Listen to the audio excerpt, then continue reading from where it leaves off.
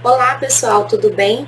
Na aula de hoje nós vamos continuar falando sobre as raízes. Vamos lá?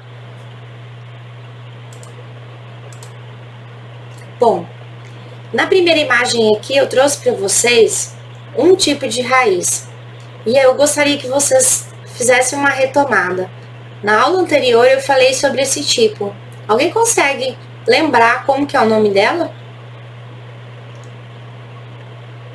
Quem chutou, né, a raiz do tipo respiratório acertou. Nós temos aí uma raiz sendo projetada para fora do solo, muito comum em locais alagadiços, como eu disse na aula anterior, que é o pneumatóforo, né? E aí a gente tem um local de mangue, né? Só que ele está um pouquinho mais seco por conta do regime de chuvas. Na aula anterior a gente falou um pouquinho sobre as raízes das epífitas, que são raízes aéreas, né? Nós temos aí as raízes cinturas, né?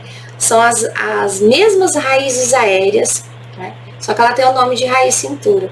Na aula anterior a gente falou um pouquinho sobre várias raízes do tipo aérea.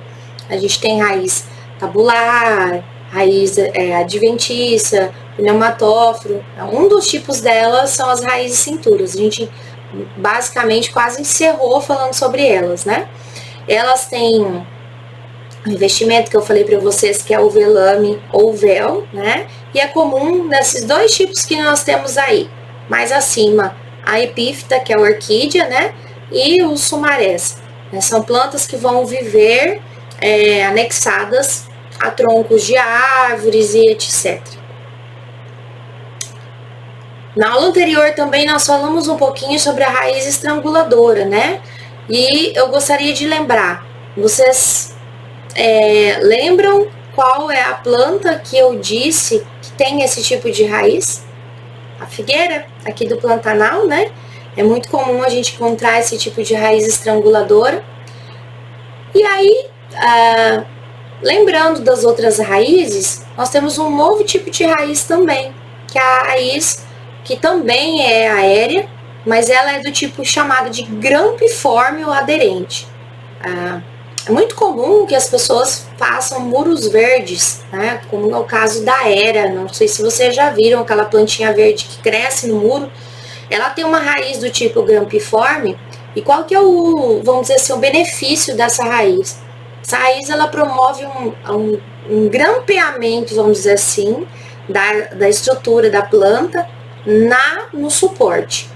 Com o passar do tempo, né, se você vai fazer, por exemplo, quero retirar essa planta dessa estrutura, eu vou puxar, ela sai inclusive com um rebô, de tão, vamos dizer assim, forte a fixação que vai acontecer ali. Né? Então, essas raízes, elas têm a função, né, de fazer esse grampeamento, esse suporte, né. Aí eu coloquei para vocês acima a imagem, né, então dê uma olhada na figura aí em cima, a gente consegue enxergar essas raízes já começando a se grampear, essa estrutura fica extremamente fixa, né? Como se fosse parte vamos dizer assim, da estrutura que está servindo para ela de suporte. Um outro tipo de raiz que nós temos é a raiz do tipo aquática. Essas raízes aquáticas, para nós aqui, são muito comuns no Pantanal, né? Mas a gente poderia lembrar, por exemplo, lá da Vitória Régia, que nós temos lá na floresta amazônica, né? E aí eu coloquei outros exemplos de plantas que são presentes na Mata Atlântica, né? E a gente tem lá o aguapé, por exemplo, que é comum aqui. Não sei se vocês, quem costuma passar próximo à lagoa, ali no parque no Paiaguás, né? Nós conseguimos observar ali uma formação de aguapés em cima da água. É um tipo de planta também que tem essa raiz aquática, porque essa raiz ela vai ficar debaixo da água, né? E ela vai ter que ter muitas adaptações para garantir que o ar chegue até as estruturas dos tecidos da planta, né? Uma outra curiosidade é que essas raízes, elas têm dentro dos tecidos dela o tecido de reserva que a gente comentou na aula anterior, que é o aerênquima, né? É aquele tecido que vai ser responsável por armazenar o ar, e isso vai facilitar a flutuação dessa planta dentro da água. Bom, a função em si dessa estrutura, né, desenvolver todas as mesmas funções que acontecem nas outras plantas, ela não tem a função de fixação, porque essa planta ela vai flutuar, né? Mas ela tem a função de fazer as trocas gasosas, que também é extremamente importante para a planta. Antes de nós encerrarmos, para fazermos uma retomada do que nós trabalhamos nessas duas aulas, eu coloquei aqui algumas atividades, né? Eu vou lê-las e eu gostaria que vocês tentassem fazer junto comigo. Vamos lá? Então, ali inicialmente nós temos uma atividade da CAF, Santa Catarina, né? Correlacione as regiões de uma raiz às suas respectivas funções. Então, nós temos lá todas as regiões da raiz e qual a função dela. Número 1, coifa. 2, zona lisa. 3, zona pilífera. 4, zona de ramificação. Qual delas determina o crescimento da raiz? Qual determina a proteção? Qual vai determinar a absorção de água? E de onde vão surgir as raízes secundárias? Vamos lá, vamos pensar.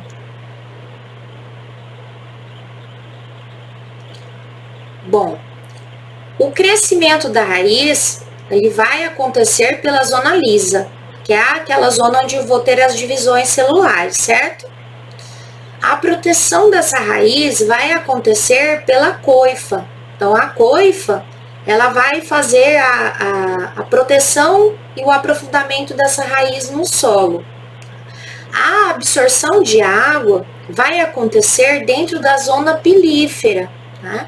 Então, a zona pilífera, onde tem os pelos absorventes, vai fazer esse aumento dessa absorção de água e de sais minerais dentro do solo. E por último, a gente tem as raízes secundárias aí, elas vão surgir na zona de ramificação, ok? Próxima atividade. Na nossa próxima atividade, a gente vai falar novamente sobre a coifa. Nós sabemos que a coifa é uma estrutura encontrada na extremidade da raiz, né? Na extremidade inferior da raiz. Ela é formada por células parenquimáticas vivas, que apresentam o órgão como se fosse de um dedal. Lembrar o que é um parênquima, né? Um parênquima geralmente é tecido de reserva, não é tecido de crescimento, né? A respeito das funções dessa estrutura, marque a alternativa incorreta. Então vamos lá. A coifa ajuda a raiz a penetrar no solo, certo ou errado? A coifa protege o ápice da raiz do atrito do solo. A coifa está relacionada com a proteção contra o ataque de micro-organismos. A coifa atua promovendo a absorção de água e nutrientes. E letra E, a coifa exerce um papel importante no que diz respeito a respostas da raiz à gravidade, né? A raiz, ela cresce, lembre-se que eu já tratei disso, né? Ela cresce geralmente fazendo o que a gente chama de geotropismo positivo, ela cresce afundando no solo. Então, só tem uma alternativa aí que não corresponde a uma função da coifa, né? E essa alternativa é a letra D. A coifa, ela não faz absorção de nutrientes e água do solo. A coifa, ela só tem a função de proteção, de fazer a penetração dessa raiz no solo, né? Protege contra os micro-organismos, vai fazer o geotropismo positivo, ou seja, vai crescer a favor da gravidade, né? Ok? Próxima atividade. Aqui nós temos um tipo de raiz, né? Que parece a primeira raiz que eu mostrei para vocês lá na aula anterior, em que eu tinha as subdivisões dela, né? Eu queria que vocês observassem bem essa planta. E aí a figura, ela mostra uma raiz de uma planta jovem.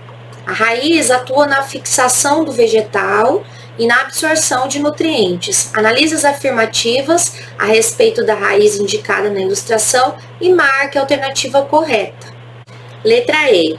Por apresentar uma raiz principal, de onde partem raízes menores, podemos afirmar que se trata de uma monocotiledônea. E aí? Quem chutou letra C, né? Ou quem jogou letra C, ou quem marcou letra C, está correto, né?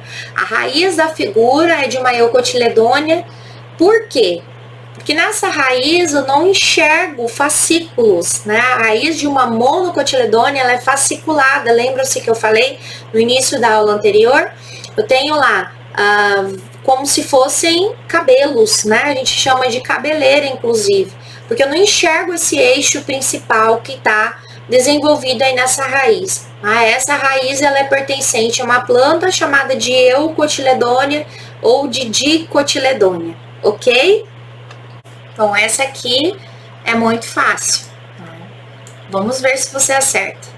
As plantas que vivem em ambientes permanentemente alagados e de substrato não muito firmes desenvolvem adaptações que lhes permitem uma vida normal nesses lugares.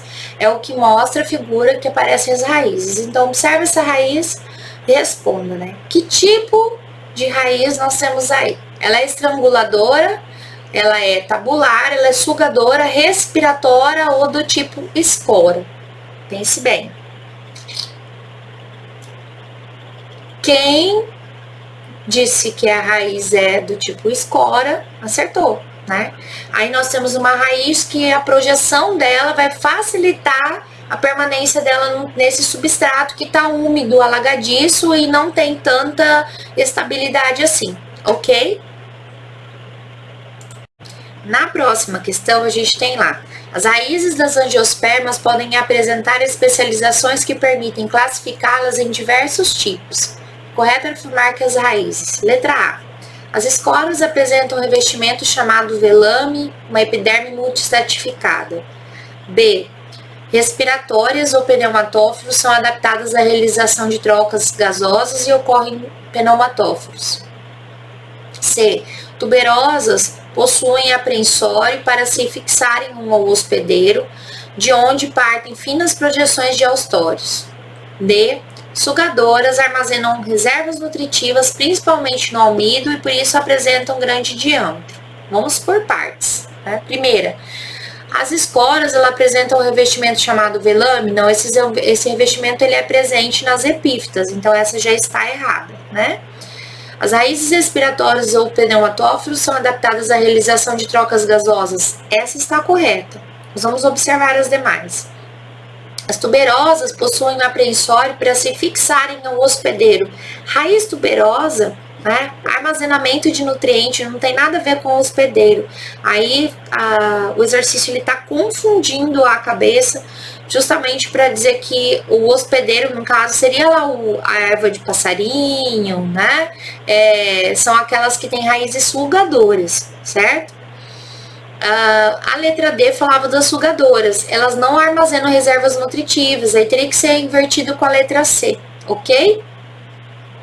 Bom, na próxima atividade, a gente tem lá a mandioca, o aipim ou macaxeira, né? Que tem esses nomes diferentes. Correspondem ao órgão da planta, onde se acumulam substâncias de reserva energética que têm uma origem, letra A, nas folhas, a partir da produção de hormônios vegetais. Letra B, nas folhas a partir da fotossíntese. Letra C, nas raízes absorvidas diretamente do solo. Letra D, nas raízes por relação simbiótica com bactérias. E letra E, no caule, a partir da quebra da glicose. Então, nós precisaríamos lembrar que a mandioca ela é um órgão do tipo raiz, né? E aí, nas raízes, elas são absorvidas diretamente do solo, né? Letra C, ok? Bom, nossa tarefa de hoje são as atividades propostas no capítulo 7. Nós temos as páginas 38 a 40. Lembre-se, nós estamos terminando o livro. Obviamente, temos Enem vestibular para fazer. As páginas 41 a 44. todas as atividades que vocês vão desenvolver, que são dissertativas, eu quero que vocês façam no caderno, tá? As atividades de tarefa online já eram para estar todas prontas, com exceção dessa. Né? Acredito que vocês estejam fazendo. Então, para quem ainda não fez, corre que ainda dá tempo, né? Nós já vamos estar juntos novamente. E aí, eu digo para vocês têm que estar com tudo pronto para que eu possa estar nas aulas presenciais, ok? Espero que vocês estejam bem, né? Fiquem bem, fiquem em casa. Um beijão e até a nossa próxima aula. Tchau, tchau.